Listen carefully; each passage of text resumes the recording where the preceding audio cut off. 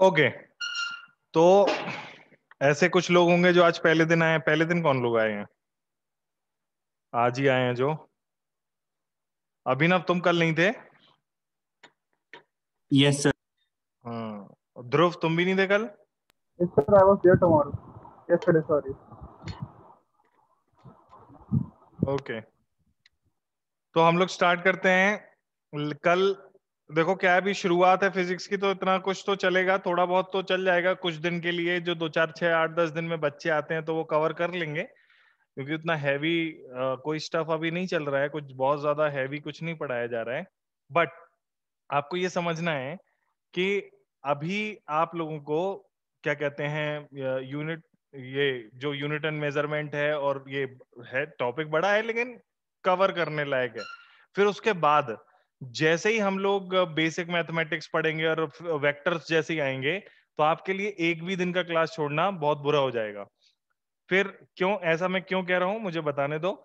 मैं ऐसा इसलिए कह रहा हूं क्योंकि अभी आप लोग जब तक आप लोग बेसिक मैथमेटिक्स और वेक्टर नहीं पढ़ोगे, तब तक आप लोग मैकेनिक्स का फर्स्ट चैप्टर मोशन या इक्वेशन ऑफ मोशन आपको नहीं समझ आएगा, काइनेमेटिक्स आपको समझ में नहीं आएगा। अगर आपको काइनेमेटिक्स समझ में नहीं आया तो आपको डायनेमिक्स भी समझ में नहीं आएगा। डायनेमिक्स मतलब फोर्स वगैरह। अगर आपने काइनेमेटिक्स के कुछ छोड़ दिए, डायनेमिक्स के कुछ छोड़ दिए, तो फिर आगे वर्क, पावर, एनर्जी और रोटेशनल मोशन पढ़ेंगे तो उसमें धुआं उड़ जाएगा अपना। मतलब ये लिंक्ड है, ये पूरी मैकेनिक्स एक के पीछे एक लिंक्ड है। अपने क्लास 11th में चीजें बहुत लाइन से चलती हैं, आप क्लासेस मिस नहीं कर सकते। अब ये एक अच्छी बात है कि हम लोगों की क्लासेस रिकॉर्डेड होती हैं, बट उसमें भी क्या है, ये बात तुम भी समझ लो। रिकॉर्डिंग तो तुम तभी पढ़ोगे जब तुम्हें बहुत ज्यादा गरज पड़ेगी। गरज मतलब जब तुम्हें या तो एक टेस्ट के पहले, एग्जाम के पहले करोगे। रेगुलर तुम रिकॉर्डिंग तुम नहीं करोगे, हमें पता है। तुम बच्चों का जो मौसम होता है ना, वो तभी बनता है जब एग्जाम आने वाले होते हैं। तो आपको ये बात समझनी है, अगर छूट जाए तो जितना भी हो सके आप रिकॉर्डिंग से कर लो, मेरे से आप कांटेक्ट करके कर लो, नोट्स भी आपके पास आ ही जाते हैं कि क्लास में क्या हुआ है। तो ऐसा कुछ तो नहीं है कि मिस हो गई तो बहुत बड़ा हो गया, लेकिन अगर उसको कवर अप नहीं किया तो जरूर बहुत दिक्कत आएगी। आगे तुम्हें धीरे धीरे डेली के क्वेश्चंस मिलने शुरू होंगे, तुमको डीपीपीज मिलेंगी, तुमको पूरी पूरी शीट मिल जाएगी, बुक्स होंगे। तो डाउट में तुम लोग तब तक पार्टिसिपेट नहीं कर पाओगे जब तक क्वेश्चन खुद नहीं किए होंगे। तो ये क्लास 11th के बाद जो अपनी क्लास आएगी ना, वो एक बहुत ही बड़ी रिस्पॉन्सिबिलिटी आने वाली है, ऐसे समझ लो तुम्हारे ऊपर। डेली मैं बताऊंगा अगले 1 महीने तक कि क्लास 10th में, 9th में और 11th में जमीन आसमान का अंतर है। जो पढ़ने के तरीके में, सिलेबस में बहुत अंतर है। आप अगर चाहे सीबीएसई हो चाहे आईसीएसई, 4 महीने में पूरी 10th का सिलेबस हो ही जाता है। तो उसके बाद क्या करते हैं, रिवीजन। लेकिन यहाँ आपको अगले पूरे 10 महीने लगेंगे 11th का फिजिक्स करने में, एटलीस्ट ये तो है।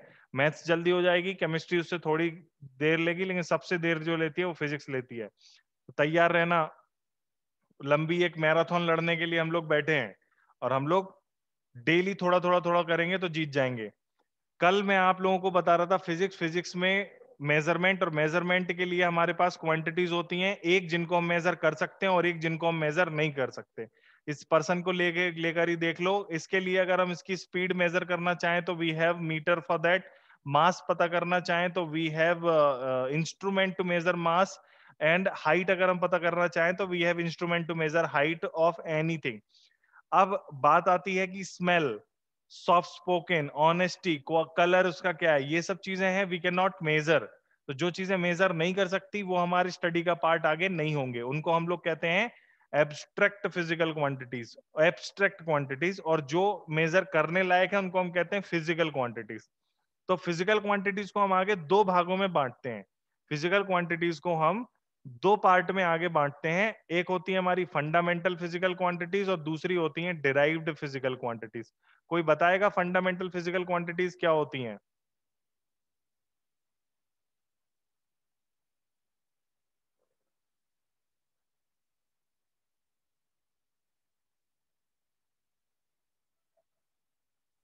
एनीवन? किसी को कोई आइडिया है फंडामेंटल फिजिकल क्वांटिटीज क्या होती हैं?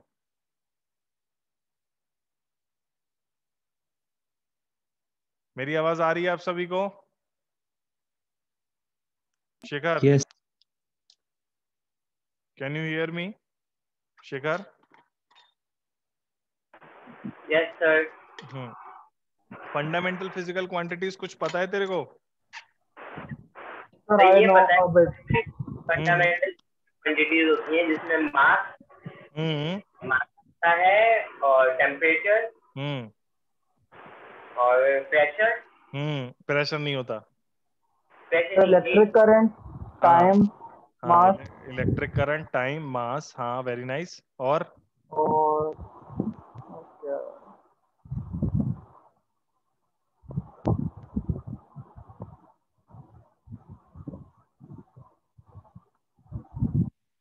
तो सर लेंथ भी होती शायद। हाँ, लेंथ होती है, बिल्कुल होती है। एक्सेलरेशन। हाँ, क्या बोला? एक्सेलरेशन। एक्सेलरेशन नहीं दीदी, एक्सेलरेशन नहीं होती। और कोई बताओ? प्रियंका, पहले तो ये बताओ, physical quantities, do you have any idea what are physical quantities? There are thousands of physical quantities, but some only some of them are fundamental, two are उनको बोलते हैं हम लोग complementary, and rest are derived. Some of them are fundamental physical quantities, two are complementary physical quantities, and rest are known as derived physical quantities. इनके name से ही हमें बहुत कुछ पता चलता है। फंडामेंटल मतलब फंडामेंटल, जैसे मैं बताता हूं, अगर मैं जिस हिसाब से बता रहा हूं ना, उस हिसाब से आपको बड़ा मजा आएगा। फंडामेंटल फिजिकल क्वांटिटीज को नापने के लिए मीटर होते हैं, ऐसे समझो तुम। मतलब मीटर जरूरी होते हैं, सुनना मेरी बात, मीटर जरूरी है। मीटर मतलब इंस्ट्रूमेंट, मेजरमेंट इंस्ट्रूमेंट जरूरी है। याद करने का तरीका बता रहा हूं मैं तो तुम्हें, मतलब एक आइडिया दिमाग में पनपना चाहिए तुम्हारे, कि जैसे फॉर एन एग्जांपल, अगर तुम खेत गए अपने, तुमसे कहा जाए खेत का एरिया बताओ क्या है, तो तुम खेत का एरिया कैसे नापोगे? How how are you going to measure the area of a field? How will you measure it? बोले। सर मीटर स्केल से। मीटर से क्या कैसे नापोगे? by dimension, if it is rectangular field, so by length and breadth. Sir, about Product of length and breadth. if any kind of field, rectangular field, is circular field, square field, whatever the shape of field is, it can be random also, but we have to use a meter scale or some kind of tape to measure. वो scale उस पर centimetre metre, तो वो centimetre वगैरह किसकी unit होती है? Area की यूनिट होती है क्या? सेंटीमीटर और मीटर और इंचेस और फीट, क्या ये एरिया की यूनिट होती हैं? नहीं सर, सर लेंथ की। फिर हम लोग एरिया कैसे नापते हैं? लेंथ नापते हैं, और फिर उसके बाद एरिया, उससे लेंथ का ब्रेड्थ में मल्टीप्लाई करते हैं तो एरिया निकलता है। राइट, करेक्ट, ऐसे ही होता है। Yes sir. अच्छा चलो ठीक है। अगर हम बात करें स्पीड की, तो स्पीड के लिए हम लोग क्या करते हैं? नापने के लिए, स्पीड नापने के लिए क्या होता है? Distance upon time. हाँ, मतलब स्पीड नापने के लिए स्पीडोमीटर भी होता है, नहीं होता? मीटर नहीं होता, स्पीडोमीटर। क्या करता है स्पीडोमीटर? कैसे नापता है? स्पीडोमीटर जो होता है उसका कैसे वो करते हैं, कॉन्फ़िगरेशन कैसे होता है, क्या करते हैं? स्पीडोमीटर कैसे नापता है? According to the speed of the car. Increase करता है सर वो, सर वो जो नंबर लिखा होता है वो भी सर धीरे धीरे इंक्रीज करता रहता है। हाँ, नंबर, मतलब वो नापता कैसे? कोई आइडिया है कि कैसे नापता होगा? अगर जैसे तुम्हें स्पीडोमीटर बनाना है, how would you do it? Sir जो गाड़ी का टायर होता है सर, वो हाँ, कितने सेकंड में कितने रिवॉल्यूशन कर रहा है, तो उसके हिसाब से हाँ, उसमें एक अलग से मीटर भी होता है सर, आरपीएम मीटर। हाँ, वो तो एक ही बात है, वो इंजन का रेवोल्यूशन नापता है। आरपीएम जो होता है, आरपीएम जो होता है वो इंजन कितना बार घूम रहा है, मतलब जो क्रैंक शाफ्ट होती है ना इंजन में, वो कितनी बार घूम रही है, वो नापता है। और पहिया कितनी बार घूम रहा है, वो स्पीडोमीटर नापता है। स्पीडोमीटर और वो दोनों अलग अलग चीजें हैं। चलो मैं बताता हूं मैं क्या कहना चाह रहा था, मैं इसको थोड़ा ढंग से बताता हूं। मतलब से पहिया, अब जैसे कि तुम अगर कार का स्पीडोमीटर निकाल के ट्रक में लगा दोगे तो बात बनेगी क्या? नहीं सर। नहीं बनेगी। देखो क्या है कि नापने के लिए अलग अलग जगह उसको कैलिब्रेट करा जाता है, वो उसको जो है कैलिब्रेट, उसको कैलिब्रेट करते हैं लेंथ और टाइम के हिसाब से। लेंथ पहिए का जो सरकमफ्रेंस है वो, और टाइम कितनी देर में वो एक चक्कर घूम रहा है, तो डिस्टेंस अपॉन टाइम। मतलब हम अल्टीमेटली स्पीडोमीटर का इस्तेमाल तो कर लेते हैं, लेकिन अल्टीमेटली उसमें भी हम लेंथ और टाइम का इस्तेमाल करते हैं। तो नापते हम क्या है, लेंथ और टाइम। नापते हम क्या है, लेंथ और टाइम। तो लेंथ और टाइम स्पीड से तो फंडामेंटल हो गई। तो there are some fundamental physical quantities which we can only find with the help of some kind of instrument, measuring instrument. केवल कुछ वो फंडामेंटल फिजिकल क्वांटिटीज हैं जिनको हम मेजरिंग इंस्ट्रूमेंट के जरिए ही पता लगा सकते हैं, केवल और केवल। तो उन फिजिकल क्वांटिटीज को हम फंडामेंटल कहते हैं। डिराइव्ड फिजिकल क्वांटिटीज क्या होती हैं? डिराइव्ड फिजिकल क्वांटिटीज वो फिजिकल क्वांटिटीज होती हैं जो फंडामेंटल से डिराइव होती हैं। अभी अभी आपने बड़ी एग्जांपल दिया एरिया का और स्पीड का। ऐसे इसी तरीके से हजारों फिजिकल क्वांटिटीज हैं जो कि डिराइव्ड फिजिकल क्वांटिटीज हैं, लेकिन ओनली 7 फंडामेंटल फिजिकल क्वांटिटीज है। Fundamental physical quantities are those physical quantities which are basic in nature. लेकिन यहां पर भी एक लोचा है, ठीक है, वो बताएंगे हम आगे। These are the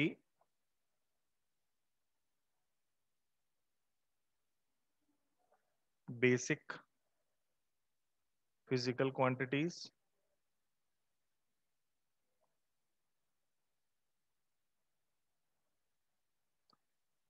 and do not require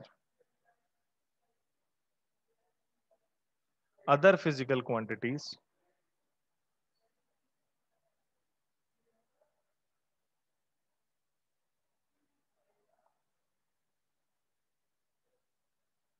to describe them.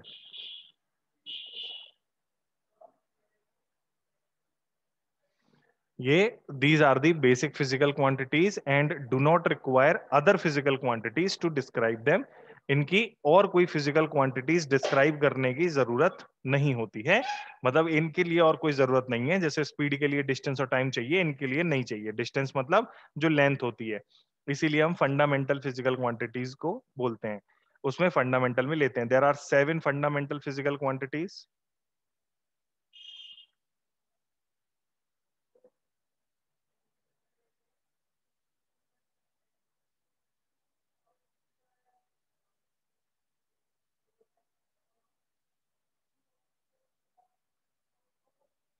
तो इनके नाम लिखना शुरू करते हैं हम। सबसे पहली fundamental physical quantity of course mass होनी चाहिए मेरे हिसाब से। पहली मतलब इनकी जो पूरे फिजिक्स में वैल्यू है उसके हिसाब से मैं आइडिया लगा रहा हूं, ऐसे कोई पहली दूसरी है नहीं वैसे तो। मास, फिर लेंथ। कोई आर्ग्यू भी कर सकता है कि सर टाइम सबसे बेसिक है, टाइम होना चाहिए, तो कर सकते हो आप argue, I won't mind.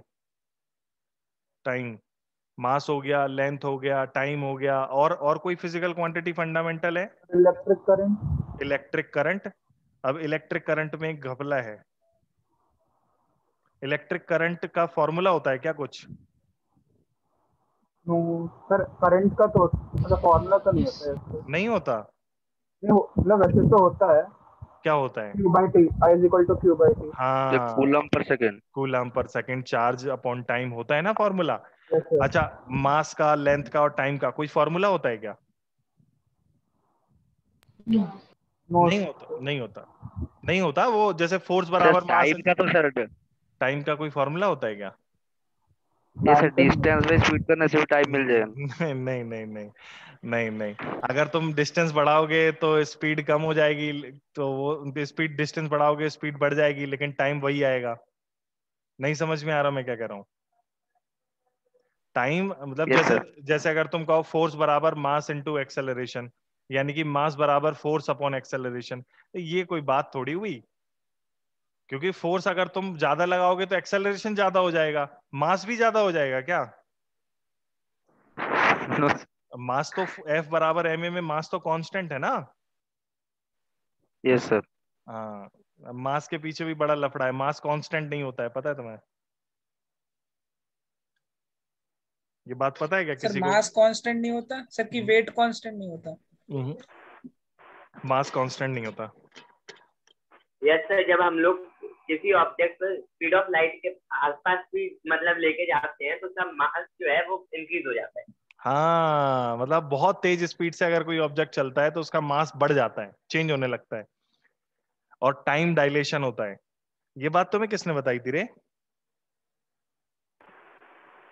Sir एक बार शायद आप ही ने बताई थी या फिर अच्छा, मैंने कहीं से देखा। ठीक है, जहां से देखा यार, अगर मैंने बताई है तो ये बहुत अच्छी बात है। तो मास, लेंथ, टाइम, इलेक्ट्रिक करंट, किसी ने कुछ और भी बोला था, टेम्परेचर वगैरह जैसे। इसके अलावा दो और हैं, कौन कौन सी हैं वो दो? तो शायद कुछ अमाउंट से रिलेटेड है। हाँ, अमाउंट ऑफ सब्सटेंस, मोल, और एक और है जो शायद ही कोई गैस कर पाए तुम में से, अगर पता नहीं होगा तो बता भी नहीं पाओगे। एक और है, बता कौन सी है वो? सर इंटेंसिटी तो इंटेंसिटी। हाँ, कुछ कुछ वैसा ही सा है, तुम समझ तो रहे हो, कुछ कुछ तो वैसे ही सा है। उसको हम लोग कहते हैं ल्यूमिनस इंटेंसिटी। Yes sir. इसको आसान भाषा में समझाएं तो प्रकाश की चमक।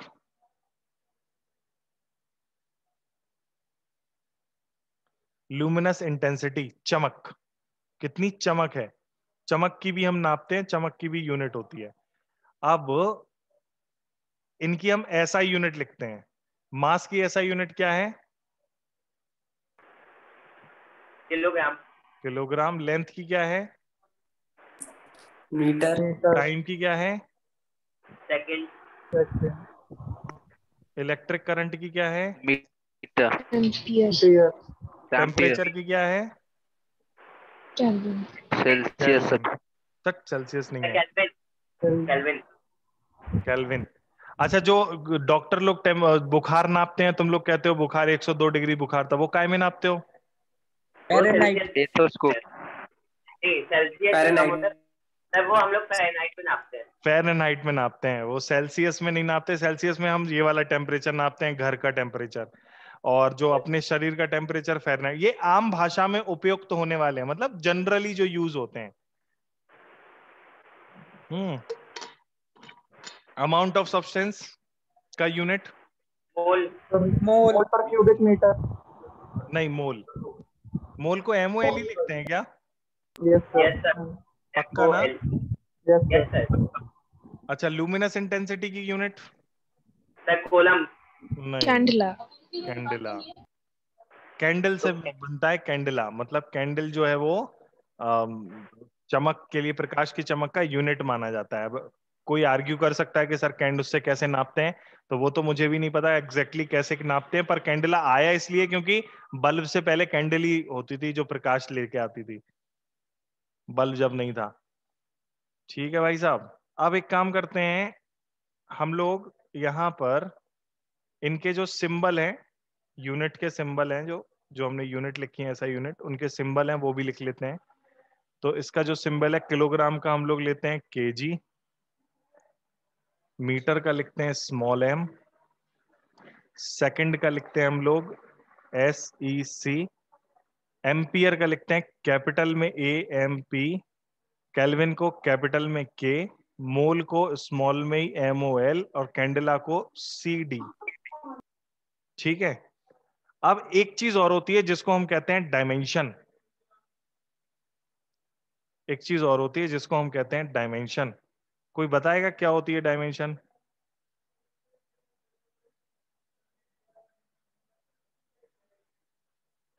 डायमेंशन मतलब वो लेंथ विड्थ हाइट वो वाली डायमेंशन नहीं, जो डायमेंशनल एनालिसिस कर रहे हैं वो वाली डायमेंशन क्या है? अभी हम लोग फंडामेंटल इन फिजिकल क्वांटिटीज का उपयोग करके क्या बनाएंगे आगे? Derived physical quantities. फंडामेंटल से मिल करके क्या बनती हैं? क्या बनती हैं? डिराइव्ड। Derived physical. तो भाई साहब, डिराइव्ड फिजिकल क्वांटिटीज में कौन कौन सी फंडामेंटल फिजिकल क्वांटिटीज यूज हुई हैं और कितने बार यूज हुई हैं, ये बताने के लिए हम एक हर फिजिकल क्वांटिटी का एक डायमेंशनल फॉर्मूला लिखते हैं, इंक्लूडिंग फंडामेंटल फिजिकल क्वांटिटीज। तो फिर से मुझे बोलने दो। In any derived physical quantities, how many fundamental physical quantities are used and how many times? तो वो बताने के लिए we uses a formula, that formula is known as dimensional formula. Individual term is known as dimension. जैसे कि मास के लिए अगर हम डायमेंशनल फॉर्मूला लिखें, वैसे डायमेंशन लिखना ठीक नहीं है, हमको लिखना चाहिए डायमेंशनल फॉर्मूला।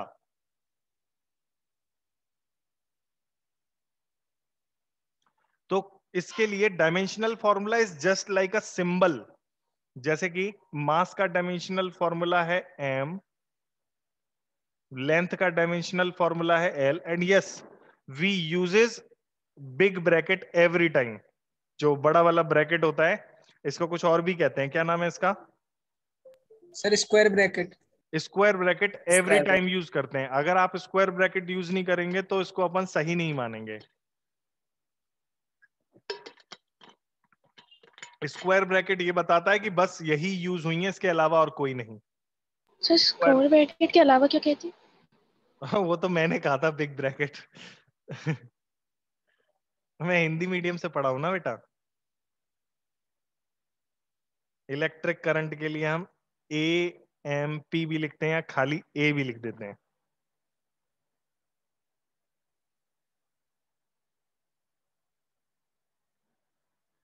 टेम्परेचर केल्विन, इसको भी हम K ही लिखते हैं। सर मेरा वो मतलब नहीं था। हाँ मैं समझ गया, बिग ब्रैकेट मैंने बोला था, मैं बिग ब्रैकेट, बड़ा ब्रैकेट बोलते थे हम लोग, तो मैंने बिग ब्रैकेट बोल दिया। मैं समझ गया तुम्हारा मतलब को वो नहीं था। इसको थीटा भी लिखते हैं कई बार। तुम कुछ और पूछ रही थी, पूछना जरा। मैं समझ नहीं पाया तुम्हारा सवाल, क्या पूछ रही थी? सर मैंने सोचा कोई और नेम भी होता होगा। नहीं, अगर होता है तो मुझे नहीं पता। ओके, तो यहां पर अमाउंट ऑफ सब्सटेंस मोल है, तो square bracket mole. Luminous intensity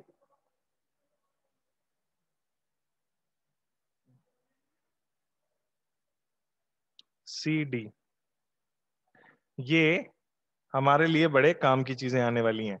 अब हमारे पास we also have 2 supplementary physical quantities. Supplementary physical quantities की यूनिट तो होती है, but they do not have a dimension. Derived बनाने से पहले हम सप्लीमेंट्री फिजिकल क्वांटिटीज और लिख लें। We have 2 supplementary physical quantities. किसी को आइडिया कौन सी होती हैं? नहीं है तो कोई बात नहीं। Sir, is it geometrical?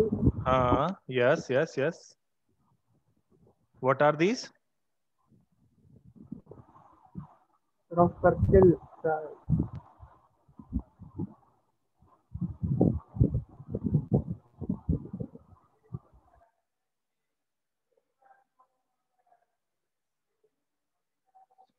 We have 2 supplementary physical quantities. One is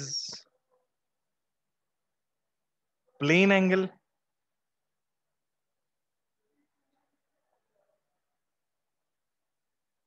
and the other one is solid angle.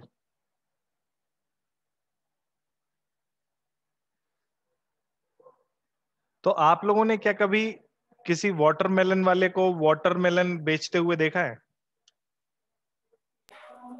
Yes sir. Yes, sir. तो उसके ठेले पर जब तुम जाते हो तो क्या नोटिस करते हो? वाटरमेलन एक एंगल की शेप में कटा होता है, मतलब वो बीच से कटा होता है। हाँ, मतलब वो वाटरमेलन को ऐसा पूरा भी नहीं काटता। वो ही कट समथिंग लाइक कि उसमें से कोनिकल शेप का, स्क्वायर कोन शेप का ऐसा आइटम निकल के बाहर आ जाता है, और उसको ढक्कन की तरह वो लगा देता है। फिर कोई आता है, भैया दिखाओ जरा मीठा है कि नहीं है, तो उसी में से काट के चेक करा के अपने को दिखा देता है। देखा है ना हमने? Yes yes sir. तो वो जो एंगल होता है उसको सॉलिड एंगल कहते हैं। वो जो एंगल होता है ना ऐसे चारों तरफ फैला हुआ सा एंगल, उसको सॉलिड एंगल कहते हैं हम लोग। तो plane angle angle is equals to arc upon radius. पढ़ा है ना ये वाली बात? और इसका फॉर्मूला होता है एरिया अपॉन रेडियस।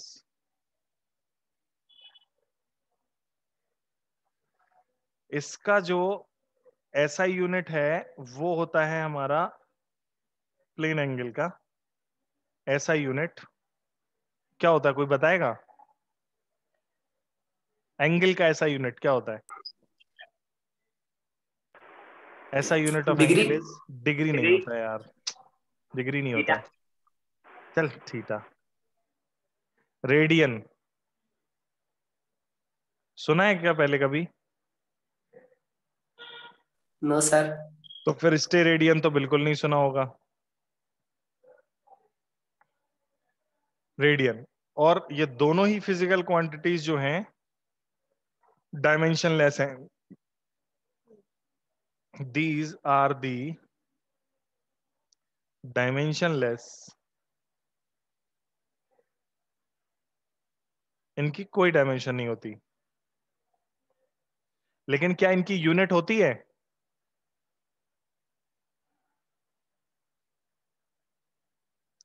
बताएं।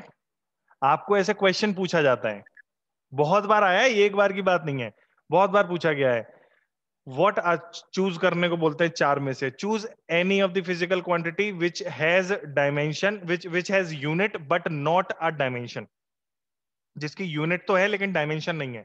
तो वो दो फिजिकल क्वांटिटीज हैं पूरे में, रेडियन और स्टेरेडियन, मतलब एंगल और सॉलिड एंगल, प्लेन एंगल और सॉलिड एंगल। अगर अभी भी आप लोग प्लेन एंगल और सॉलिड एंगल नहीं समझ पाए हो तो मैं बताता हूं।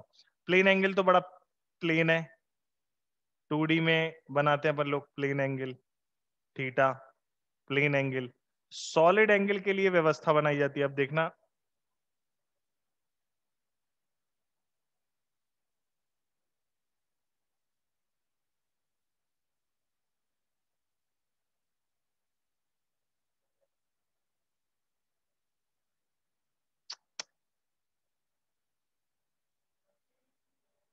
यहां से ऐसे ऐसे ऐसे और ऐसे, ये जो अंदर एंगल बन रहा है ना 3D में, इसको अपन लोग बोलते हैं सॉलिड एंगल, ओमेगा। रेडियस क्या है? ये वाली जो लेंथ है ये रेडियस हो गई हमारी। और ये जो है एरिया, जो मैंने एरिया बोला है ना, कितना एरिया ये कवर कर रहा है सरकमफ्रेंस पे। जितने दूर जाता जाएगा आर की वैल्यू बढ़ेगी तो एरिया भी बढ़ते चला जाएगा। तो वही जो वाटरमेलन वाली जगह वो काटता है, या फिर जो बर्थडे वाली टोपी होती है उसमें जो एंगल होता है, कोन वाला एंगल जो होता है, उसको हम लोग सॉलिड एंगल के नाम से जानते हैं। सॉलिड एंगल की ऐसा यूनिट है रेडियन, स्टेरेडियन, और उसकी ऐसा यूनिट है रेडियन। एंगल की ऐसा यूनिट, अब मुझे आपसे बात करके ऐसा लगा कि आप लोगों ने रेडियन जानते ही नहीं हो बिल्कुल, तो हम रेडियन को लेके एक आध छोटी छोटी चीजें और बता देते हैं। क्या बता देते हैं? जैसे कि 180 डिग्री में पाई रेडियन होते हैं, पाई रेडियन।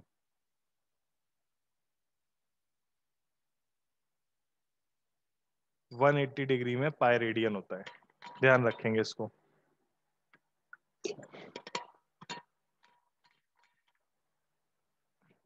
मतलब आप ऐसी तरीके से बड़ा बदल सकते हो, जैसे कि 90 डिग्री कोई बोले तो पाई बाय 2 रेडियन हो गया, 60 डिग्री बोले तो पाई बाय 3 हो गया, 45 डिग्रीज बोले तो पाई बाय 4 हो गया, 360 डिग्रीज बोलते हैं तो 2 पाई हो जाएगा। ऐसे करके रेडियन एंगल हिसाब से बदलते रहना। आपने कन्वर्जन बता दिया मैंने तो ये हमारे हो गए। अभी हम आते हैं डिराइव्ड फिजिकल क्वांटिटीज पर। Derived physical quantities are those remaining, all remaining physical quantities are derived physical quantities. Why?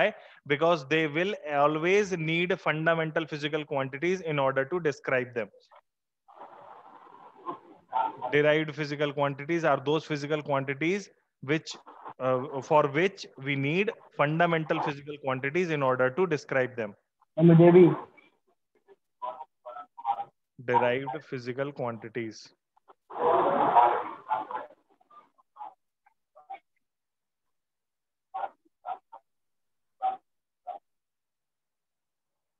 आप लोग अपने माइक तभी चालू करें जब आपको बात करनी है।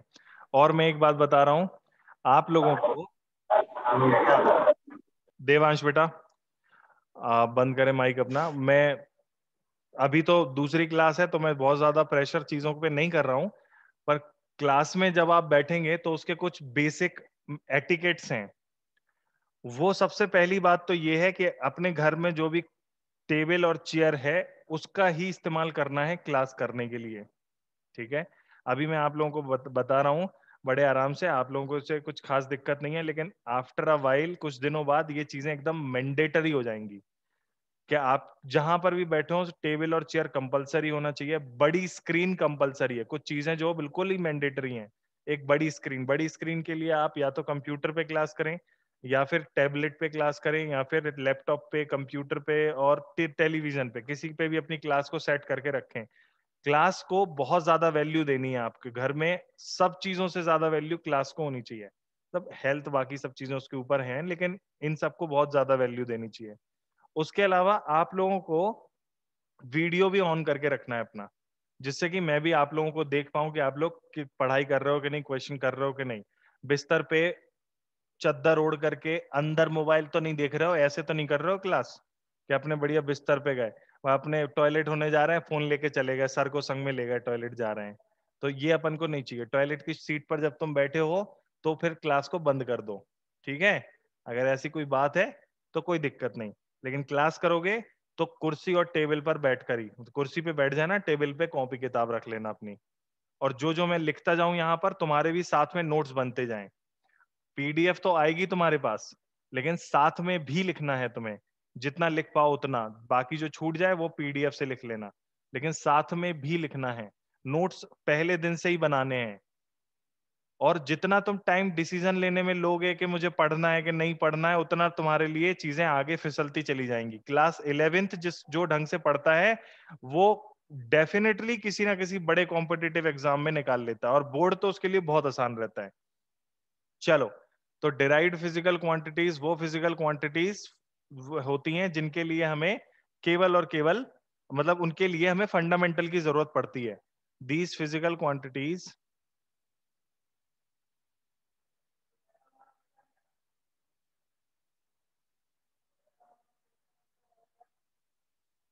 are those for which we would need fundamental physical quantities to describe.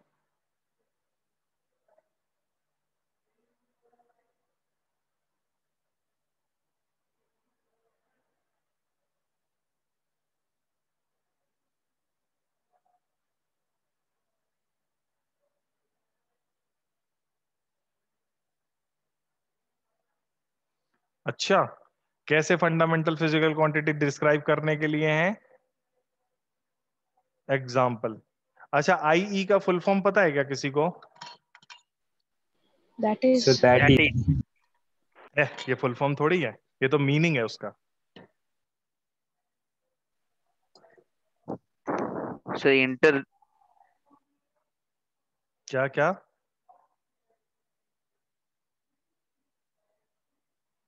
अच्छा, पता करना, मेरे को भी नहीं पता है।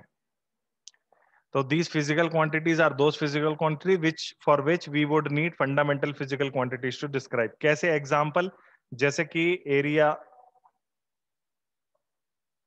यहां पर हम दो काम एक साथ करेंगे, एक तो ये भी बताएंगे कि फंडामेंटल फिजिकल क्वांटिटी की यूनिट क्या है, और साथ में ये भी बताएंगे कि उसका डायमेंशनल फॉर्मूला क्या है।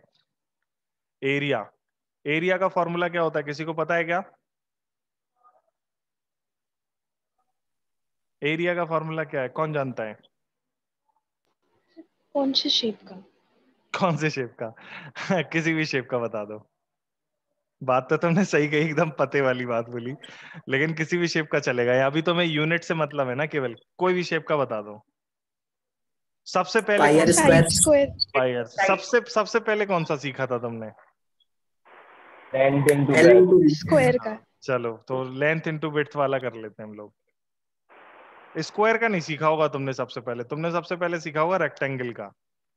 आई आई एम जस्ट गेसिंग, लेकिन मुझे सही लगता है, मैं सही कह रहा हूं। Length into width. नहीं, विड्थ ऐसे नहीं बोलते, WIDTH। तो लेंथ इंटू विड्थ, लेंथ को काय में नापते हो तुम? Unit, unit. मीटर। मीटर। और विड्थ को? मीटर। मीटर। तो मिलाकर के मीटर यूनिट क्या स्क्वायर। हो गई? Metre square. Metre square. अभी पिक्चर अभी बाकी है मेरे दोस्त। मीटर लेंथ है, लेंथ का डायमेंशनल फॉर्मूला क्या लिखोगे तुम? Dimensional formula sir M. M. M. एक मिनट जरा ऊपर देख लो तुम। Sir sir L. एल लिखेंगे। हाँ एल एल। लिखोगे। एम तो मास का होता है, मतलब इसीलिए मैंने साथ में बनाया और इसीलिए हम साथ में पढ़ रहे हैं, कंफ्यूजन नहीं चाहिए अपन को। तो मीटर का लेंथ और फिर विड्थ का भी लेंथ ही तो है, तो मिला करके कितना हो गया? L L square. अच्छा, इसको एल स्क्वायर नहीं पढ़ेंगे, इसको पढ़ेंगे L2। मैं बताता हूं ऐसा क्यों पढ़ेंगे। आपको क्वेश्चन आएगा what are the dimensions of area. अब आपको या तो एल ऐसे लिख के छोड़ दो, ऐसे स्क्वायर ब्रैकेट एल और पावर 2 ऐसे छोड़ दो, चलेगा। और अगर मान लो स्टेटमेंट में इसी को लिखना है तो वो कैसे लिखेंगे हम? इसको लिखेंगे हम डायमेंशन ऑफ, या फिर dimensional formula of area is L2 is L2। मैं थोड़ा सा मिस कर गया पॉइंट को जो मैं बोल रहा था, अभी रुको। Dimension of length in area is 2। ये बात कुछ जमी गया? इसको L2 इसलिए एल स्क्वायर नहीं बोलते, इसको L2 बोलते हैं। L2 इसलिए बोलते हैं क्योंकि इसका मतलब होता है कि एरिया डिराइव्ड फिजिकल क्वांटिटी है, उसमें लेंथ 2 बार इस्तेमाल करी गई है। आया कुछ? आया समझ में क्या कह रहा हूं? Derived Yes, physical sir. Quantities वो होती है। Yes, sir. Dimensional Yes, sir. Formula इसीलिए बनाते हैं हम इसीलिए बनाते हैं डायमेंशनल फॉर्मूला कि हम बता पाए कि कौन सी फिजिकल क्वांटिटी कितने बार इस्तेमाल हुई है। तो अब हमें डायमेंशनल एनालिसिस का उपयोग भी समझ में कुछ कुछ आ रहा होगा। अभी उपयोग डायमेंशनल एनालिसिस के बहुत सारे हैं, उपयोग देखेंगे हम तो और मजा आएगा। उस पर सवाल भी हैं, और JEE और नीट दोनों में आते हैं वो सवाल जो हैं, वो दोनों में ही आते हैं। चलो अगला क्वेश्चन, अगला देखते हैं हम। थोड़ा सा आगे बढ़े तो बताते हैं वेलोसिटी। बताएं जरा, वेलोसिटी या फिर स्पीड, दोनों के लिए एक ही चलेगा। यहां पर उस तरीके से चेंज नहीं देखते हम, केवल यूनिट और डायमेंशनल फॉर्मूला देखना होता है, तो वेक्टर स्केलर का मतलब नहीं है। बताएं बच्चों, वेलोसिटी और स्पीड का क्या रहेगा? फॉर्मूला बता दो पहले तो। Distance upon time. बिल्कुल सही, डिस्प्लेसमेंट और डिस्टेंस अपॉन टाइम। बताएं जरा, डिस्प्लेसमेंट की यूनिट क्या रखेंगे मीटर। और टाइम की? सेकेंड। सेकंड। तो फाइनली क्या हो गई? मीटर पर सेकेंड। या फिर इसको मीटर सेकंड इनवर्स। अभी डायमेंशनल एनालिसिस में आ जाते हैं। बताओ जरा, डायमेंशनल फॉर्मूला डिस्प्लेसमेंट का क्या होगा? एम। Sir L. एल। अभी तो लिखा एम थोड़ी, एल। ओ और यार एल। सेकंड का? टी। टी। और दोनों को अगर सॉल्व करते हैं तो क्या आ जाएगा? टी ऊपर ले जाएंगे, LT -1। तो यहां पर हम बोलेंगे in velocity dimension of L is 1 and T is -1। L और length is 1 and time is -1 dimension, तो LT -1। अच्छा, एक्सेलरेशन का बताएं कितना आएगा? एक्सेलरेशन का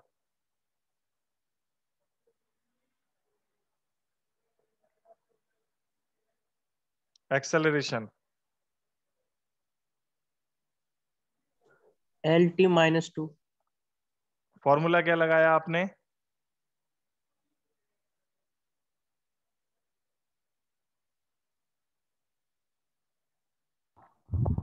V minus U by T.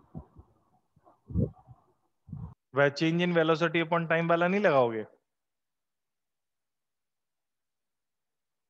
तो इसका हो जाए चेंज इन वेलोसिटी का क्या? वेलोसिटी यही रहेगा, यूनिट मीटर पर सेकंड, और टाइम का क्या? सेकंड।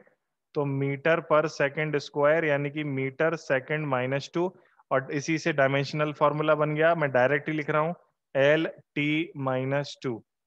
आपको भी आसान लग रहा होगा, तो आसान भी है, बस क्या है, यू जो फिजिकल क्वांटिटीज हैं वो हैवी होती चली जाती हैं। अब फिजिकल क्वांटिटी जैसे कि फोर्स, बताओ जरा फोर्स का क्या आएगा? कौन सा फॉर्मूला लगाओगे फोर्स में? Mass into acceleration. फोर्स का फॉर्मूला है मास इनटू एक्सेलरेशन।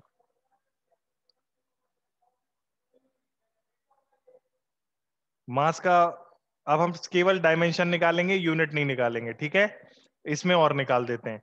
मास का यूनिट है किलोग्राम, और एक्सेलरेशन का यूनिट है मीटर पर सेकंड स्क्वायर। तो मिला करके हो गया किलोग्राम मीटर पर सेकंड स्क्वायर, या फिर किलोग्राम मीटर सेकंड -2। चलो जल्दी से बताओ, इसका हम डायमेंशनल फॉर्मूला क्या लिखेंगे? MLT -2। हाँ, देखो क्या है, आपको एक्सेलरेशन का डायमेंशनल फॉर्मूला लिखने का यहां पर फायदा आ गया। MLT-2 ये फॉर्मूला है। अब आपको ये डायमेंशनल फॉर्मूला कुछ याद करने का फायदा होता ही है, डेफिनेटली फायदा होता है, इसको ध्यान रखेंगे हम। अब मुझे एक और बात बताओ, मैं आज आपको केवल यही डायमेंशनल फॉर्मूला बनवाऊंगा। बताओ मुझे वर्क डन का क्या फॉर्मूला है? वर्क डन का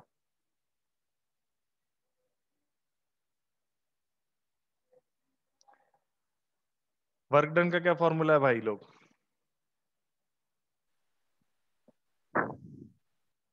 बताएं।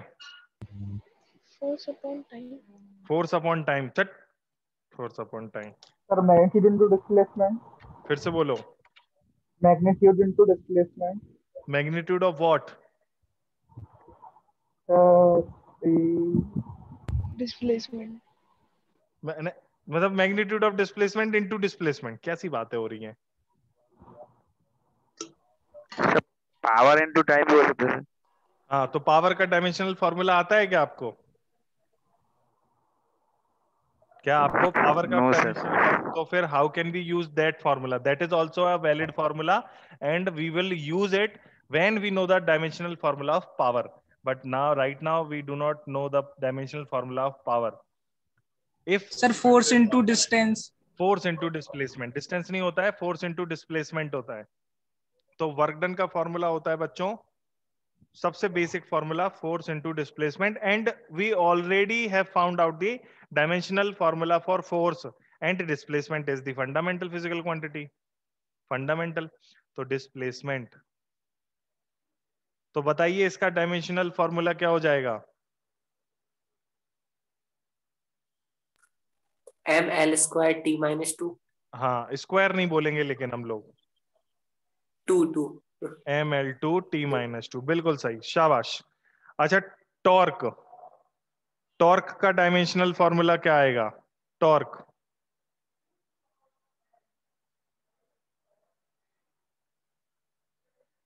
टॉर्क का फॉर्मूला पता है क्या? No sir. मैं बताता हूं।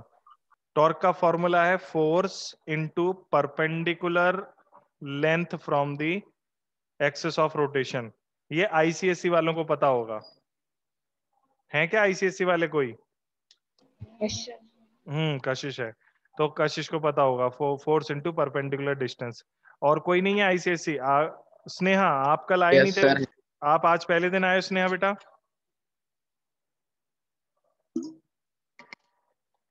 Sneha, I can't hear you.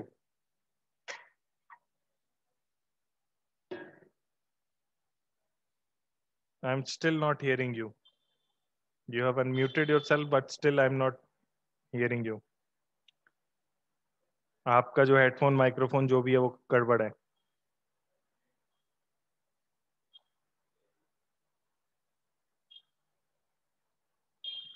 ठीक है चलो, तो जिसको फॉर्मूला नहीं पता था मैंने फॉर्मूला बता दिया। अभी बताइए इसका डायमेंशनल फॉर्मूला क्या आ रहा है? ml2t minus 2। अरे ये तो सेम नहीं आ गया?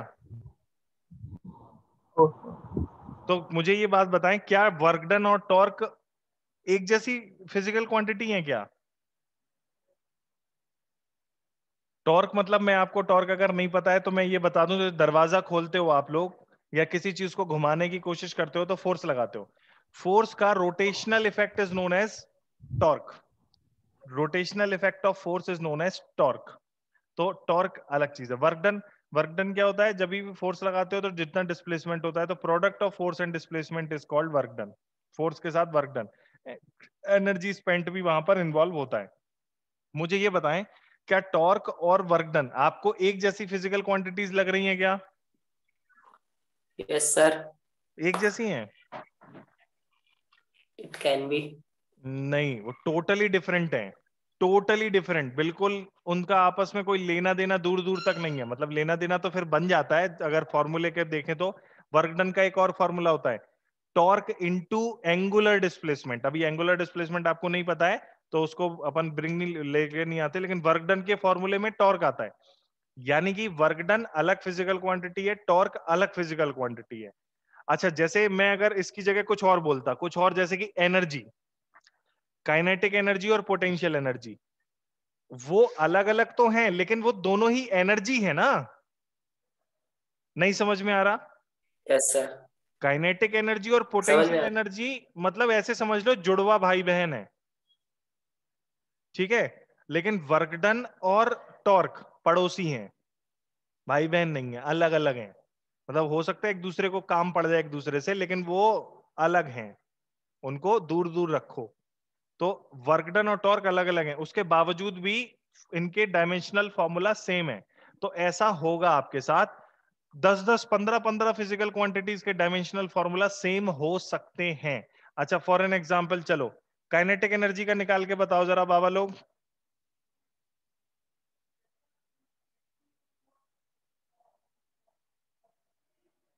Kinetic energy, what is the formula for kinetic energy?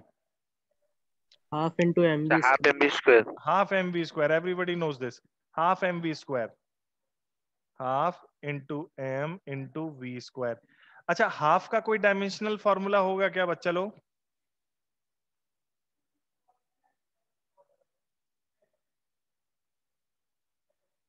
नहीं होगा। नंबर है ना वो, तो नंबर कांस्टेंट है, नंबर का थोड़ी होता है, नंबर है वो तो। डायमेंशनल फॉर्मूला में किसके लिए चाहिए? फिजिकल क्वांटिटी के लिए। 1/2 फिजिकल क्वांटिटी नहीं है, मास है, वेलोसिटी है। तो बताएं जल्दी से क्या डायमेंशनल फॉर्मूला आ रहा है?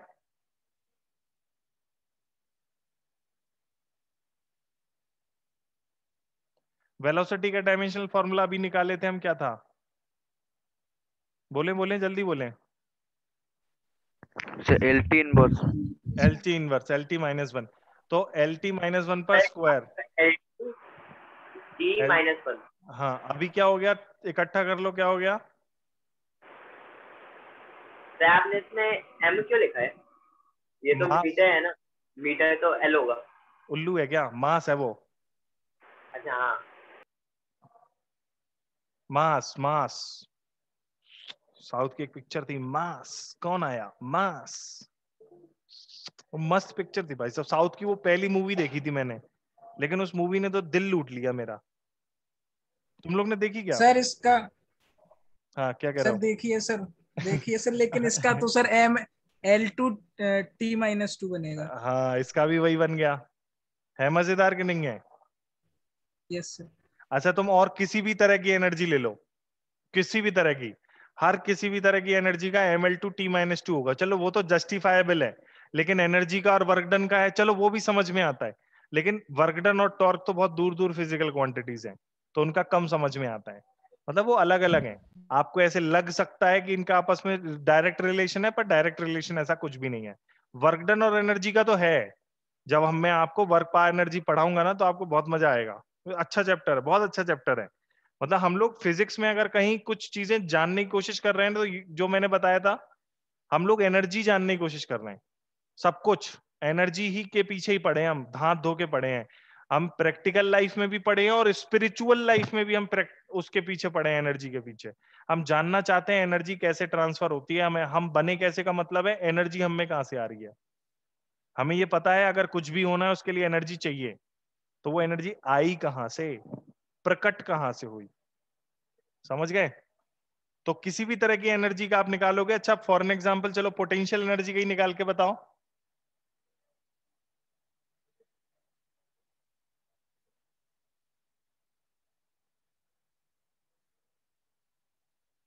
फॉर्मूला कौन सा लगाएंगे हम? MgH। MgH। Very nice, MgH, MgH। तो M का हो गया क्या बच्चों? क्या हो जाएगा मास का? M G। G क्या होता है? G क्या होता है? ओ आई, G तो पता ही नहीं है। Sir acceleration due to gravity. हाँ, तो एक्सेलरेशन ही है। एक्सेलरेशन का तो निकाल चुके हैं हम। कितना एक्सेलरेशन का? LT-2। Very nice. और H for? H for? Length, height. हाँ, height, length. Very nice, very nice. कितना आ गया? ML2T-2। आया मजा? ML2T। मजा आया कि नहीं आया? Yes sir. अच्छा चलो, ये तो मैकेनिक्स के थे सारे, जो भी मैंने लिए सब मैकेनिक्स के लिए। जरा हम लोग इलेक्ट्रिक फील्ड में, इलेक्ट्रिसिटी में आ जाते हैं। क्या है, वो भी तो फिजिकल क्वांटिटीज हैं। मुझे बताओ इलेक्ट्रिक पोटेंशियल का क्या होगा?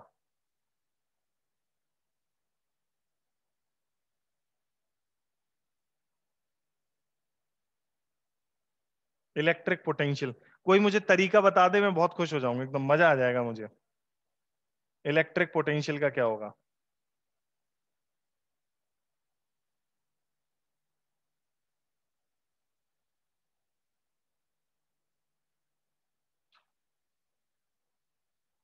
कोई तरीका बता दे इलेक्ट्रिक पोटेंशियल का, मैं मजा आ जाएगा। ठीक है, तो फिर अभी हम इसी के साथ क्लास खत्म करते हैं। आप लोग जो है मजा कर देना मुझे आप, लेकिन बुक वुक में नहीं देखना, कहीं पर इंटरनेट पे बुक में नहीं देखना। आप सोचते रहना, बस इसको सोचते रहना कि कैसे हम निकाले इलेक्ट्रिक पोटेंशियल। और मैं आपको तरीका बताता हूं। देखो, अगर आप नोटिस करोगे जितने भी मैंने फिजिकल क्वांटिटीज बनाए हैं अभी ड्राइव्ड वाले, वो सब एक के बाद वाली हैं। मतलब एक्सेलरेशन में वेलोसिटी यूज हुई, फोर्स में एक्सेलरेशन यूज हुआ, वर्क डन में फोर्स यूज हुआ, टॉर्क में फोर्स और लेंथ, काइनेटिक एनर्जी ऊपर वाली, पोटेंशियल ऊपर। तो ऐसा कुछ आपको सोचना पड़ेगा कि इलेक्ट्रिक पोटेंशियल में ऐसा क्या फॉर्मूला है कि ऊपर वाले से रिलेटेड है। और दूसरी उसमें, अब मैं ज्यादा बताऊंगा तो फिर आ ही जाएगा, पर आपको खुद से सोचना है। लेकिन देखना कहीं नहीं है, पूछना किसी से नहीं है, नहीं तो फिर मजा नहीं आएगा, बात बिगड़ जाएगी। ठीक सर है? इलेक्ट्रिक करंट और हाँ, तो करंट का टाइम। आता है, तो करंट का आता है, और इलेक्ट्रिक करंट और टाइम। हाँ, नहीं नहीं नहीं, ये कोई फॉर्मूला ही नहीं है, ऐसा तो कोई फॉर्मूला। टेम्परेचर टेम्परेचर टेम्परेचर नहीं, कोई फॉर्मूला नहीं है ऐसा। सर V कल इक्वल टू बताते डब्ल्यू बाई क्यू में हो सकता है सर, हाँ वाटर हाँ नहीं हाँ पर हाँ हाँ कूलम हाँ, का। बिल्कुल सही, बिल्कुल सही। V equals to W by Q, बिल्कुल सही। V equals to W by Q. और Q बराबर आप लिख सकते हो, देखो Q की भी यूनिट नहीं है, लेकिन Q बराबर आप लिख सकते हो current into time. Current, WI। Current का हमें पता है, टाइम का हमें पता है, वर्क डन का अभी अभी ताजा ताजा निकाल दिया, हो गया, मजा आ गया। वेरी नाइस, चलो आज ही आप लोगों ने कर लिया। I I like it, very nice. कल मिलते हैं, tata bye bye. Thank you thank sir. You sir.